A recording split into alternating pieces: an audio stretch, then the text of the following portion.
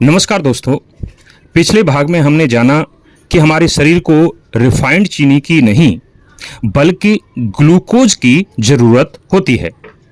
आज हम जानेंगे गन्ने से सफ़ेद चीनी आखिर बनती कैसे है। सफ़ेद चीनी सफ़ेद क्यों होती है? क्या इसमें सल्फर डाइऑक्साइड मिलाया जाता है? Lime, phosphoric acid, activated carbon या रेजिन क्या होते हैं? क्या बोन चार का इस्तेमाल होता है? और क्या चीनी वास्तव में हमारे स्वास्थ्य के लिए नुकसानदायक है?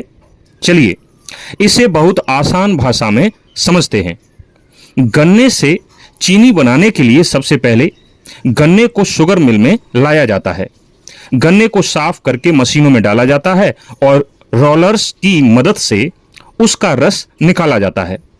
गन्ने का रस निकलने के बाद जो रेशेदार हिस्सा बचता है उसे खोई कहते हैं, बैगेस भी कहते हैं। खोई का इस्तेमाल कई चीनी मिलों में फ्यूल के रूप में भी किया जाता है। अब हमारे पास है गन्ने का कच्चा रस, लेकिन यह रस साफ नहीं होता। इसमें मिट्टी के छोटे कण, पौधे के अवशेष, रंग देने वाले पदार्थ और दूसरी इम्प्यूरिटीज भी होती हैं। इसलिए सबसे पहले इस रस को साफ किया जाता है। अब बताते हैं कि रस की सफाई कैसे होती है। यहीं पर शुगर मैन्युफैक्चरिंग की अलग अलग टेक्नोलॉजीज का इस्तेमाल होता है। भारत में कई शुगर मिल्स में सल्फिटेशन प्रोसेस का इस्तेमाल किया जाता है। इस प्रक्रिया में सल्फर डाइऑक्साइड यानी SO2 का उपयोग किया जा सकता है। इसके साथ लाइम अर्थात चूना यानी कैल्शियम हाइड्रोक्साइड का इस्तेमाल भी क्लैरिफिकेशन में किया जाता है। इन प्रक्रियाओं का उद्देश्य गन्ने के रस से अनवांटेड पदार्थों और रंग देने वाले कंपाउंड्स को अलग करना होता है। फिर इन इंप्यूरिटीज को फिल्ट्रेशन के द्वारा हटा दिया जाता है। अब एक महत्वपूर्ण बात, हर चीनी में ये सारे केमिकल्स एक साथ इस्तेमाल नहीं होते। अलग अलग फैक्ट्रीज और शुगर प्रोडक्ट्स में अलग अलग प्रोसेसिंग मेथड्स हो सकते हैं। अब बात करते हैं कि सल्फर डाइऑक्साइड क्या चीनी को जहरीला बना देता है? यह सवाल बहुत पूछा जाता है। सल्फर डाइऑक्साइड एक वास्तविक केमिकल है और अधिक मात्रा में एक्सपोजर यानी कि स्वास्थ्य के लिए हानिकारक हो सकता है।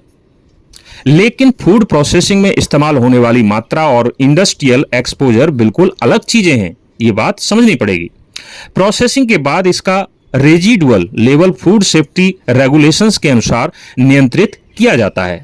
इसलिए केवल यह कहना कि चीनी में सल्फर डाइऑक्साइड इस्तेमाल होता है इसलिए चीनी जहर है, यह सही नहीं है। सही बात यह है कि कुछ शुगर प्रोसेसिंग मेथड्स में SO2 का उपयोग होता है और अंतिम उत्पाद में इसकी मात्रा रेगुलेटरी लिमिट्स के अंदर रखी जाती है। अब बात करते हैं कि कार्बोनेशन प्रोसेस क्या है। कुछ शुगर प्रोसेसिंग सिस्टम में कार्बोनेशन प्रोसेस का भी उपयोग होता है। इसमें कार्बन डाइऑक्साइड यानी CO2 और लाइम अर्थात चूने की मदद से ऐसी परस्पिटेट यानी कि तलछट स्थिति बनाई जाती है। इस रासायनिक क्रिया के बाद तरल पदार्थ में ठोस पदार्थ नीचे बैठ जाता है। इसलिए यह प्रक्रिया रस की इंप्यूरिटीज को अपने साथ पकड़ लेती है। इसके बाद फिल्ट्रेशन से इन्हें अलग कर दिया जाता है। लेकिन याद रखें, सल्फिटेशन और कार्बोनेशन अलग अलग प्रोसेस मेथड्स हैं।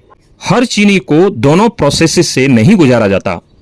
अब बात करते हैं कि फॉस्फोरिक एसिड का क्या काम है। कुछ रिफाइनिंग प्रोसेसेस में फॉस्फोरिक एसिड का इस्तेमाल किया जा सकता है।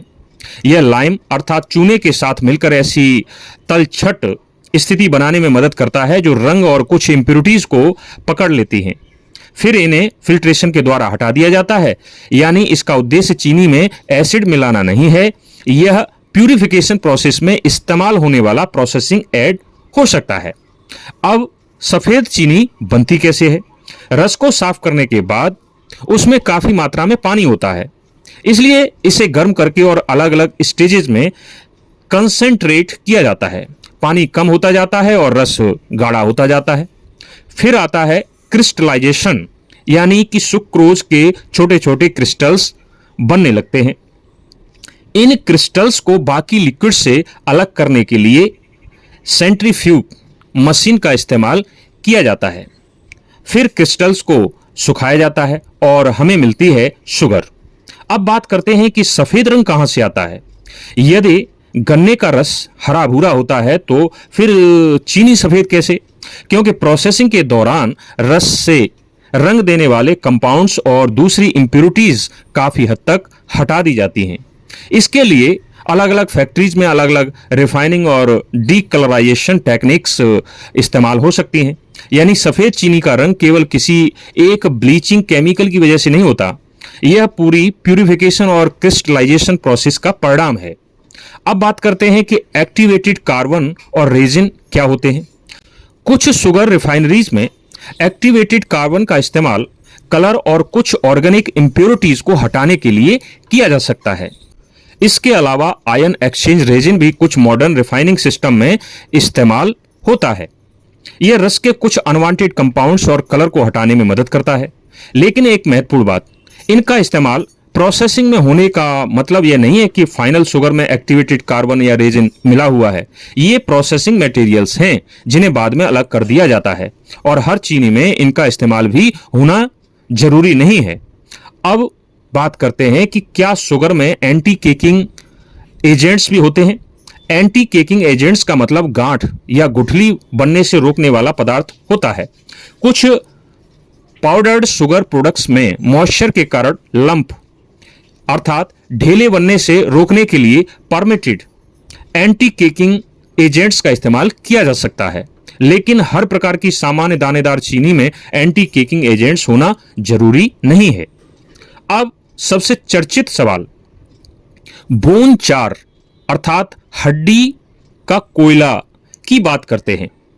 अब बात उस विषय की जिसे लेकर इंटरनेट पर काफी चर्चा होती है कि क्या चीनी को सफेद करने के लिए बोन चार इस्तेमाल होता है। उत्तर है, कुछ देशों की कुछ केन शुगर रिफाइनरीज में बोन चार का उपयोग डीकलराइजेशन यानी रंग हटाने के लिए किया गया है और कुछ जगहों पर किया जाता है। बोन चार पशुओं की हड्डियों को विशेष तरीके से गर्म करके बनाया गया कार्बन रिच मटेरियल है। लेकिन बहुत जरूरी बात, दुनिया की हर सफेद चीनी बोन चार से नहीं बनती। कई refineries activated carbon, ion exchange resin और दूसरी टेक्नोलॉजीज का इस्तेमाल करती हैं। इसलिए केवल सफेद चीनी देखकर यह नहीं कहा जा सकता कि उसमें बोन चार का इस्तेमाल हुआ है। यदि किसी व्यक्ति के लिए यह धार्मिक या एथिकल कारणों से महत्वपूर्ण है तो मैन्युफैक्चरर से रिफाइनिंग मेथड की जानकारी लेना सबसे सही तरीका है।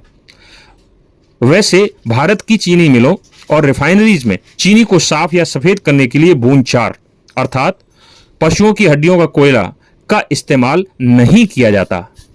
भारत में बनने वाली चीनी पूरी तरह से शाकाहारी प्रक्रिया द्वारा तैयार की जाती है। भारत सरकार के खाद्य सुरक्षा और मानक प्राधिकरण FSSAI के नियमों के अनुसार भारत में पैकेज्ड चीनी पर हरा बिंदु यानी कि ग्रीन डॉट लगाया जाता है, जो इसके 100% शाकाहारी होने का प्रमाण है। अब सबसे महत्वपूर्ण सवाल, क्या सफेद चीनी जहर है? नहीं। लेकिन क्या इसे जितना चाहे उतना खा सकते हैं? बिल्कुल नहीं। चीनी मुख्य रूप से सुक्रोज है और शरीर को इससे एनर्जी मिलती है, लेकिन इसमें फाइबर, विटामिन और मिनरल्स की महत्वपूर्ण मात्रा नहीं होती, इसलिए इसे न्यूट्रिएंट रिच फूड नहीं माना जा सकता। समस्या तब शुरू होती है जब हम बहुत ज्यादा फ्री शुगर लेने लगते हैं। ज्यादा फ्री शुगर से कुल कैलोरीज बढ़ सकती हैं। इससे वेट गेन का खतरा बढ़ सकता है और दांतों में सड़न का जोखिम भी बढ़ता है। अब बात करते हैं कि क्या चीनी डायबिटीज करती है। यह कहना कि चीनी खाने से सीधे डायबिटीज हो जाती है बहुत ज्यादा सरल निष्कर्ष होगा। टाइप 2 डायबिटीज एक जटिल बीमारी है। इसमें जेनेटिक्स, शरीर का वजन, फिजिकल एक्टिविटी, ओवरऑल डाइट और कई दूसरे फैक्टर्स भूमिका निभाते हैं। लेकिन बहुत ज्यादा शुगरी फूड्स और ड्रिंक्स लेने से अतिरिक्त कैलोरीज और वेट गेन हो सकता है, जो टाइप 2 डायबिटीज के रिस्क को बढ़ा सकता है। इसलिए चीनी की मात्रा नियंत्रित रखना समझदारी है। किससे चीनी कम खानी चाहिए? फ्री शुगर को हर व्यक्ति के लिए सीमित रखना बेहतर है, लेकिन खास तौर पर उन लोगों को अधिक सावधान रहना चाहिए जिनके भोजन में मिठाई और शुगरी ड्रिंक्स बहुत ज्यादा हैं, जिन्हें वजन नियंत्रित करना है, जिन्हें बार बार दांतों में सड़न होती है या जिन्हें डॉक्टर ने शुगर कम करने की सलाह दी है। बच्चों में भी शुगरी ड्रिंक्स और बहुत ज्यादा मिठाई की आदत को नियंत्रित करना महत्वपूर्ण है। इसलिए चीनी से डरने की जरूरत नहीं है, लेकिन चीनी को जरूरत से ज्यादा खाने की आदत से जरूर बचना चाहिए।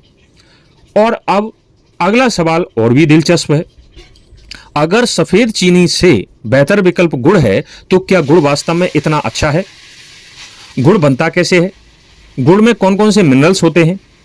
क्या गुड़ में भी प्रोसेसिंग केमिकल्स इस्तेमाल हो सकते हैं? और आज के मिलावट के दौर में अच्छा और मिलावटी गुड़ कैसे पहचानें?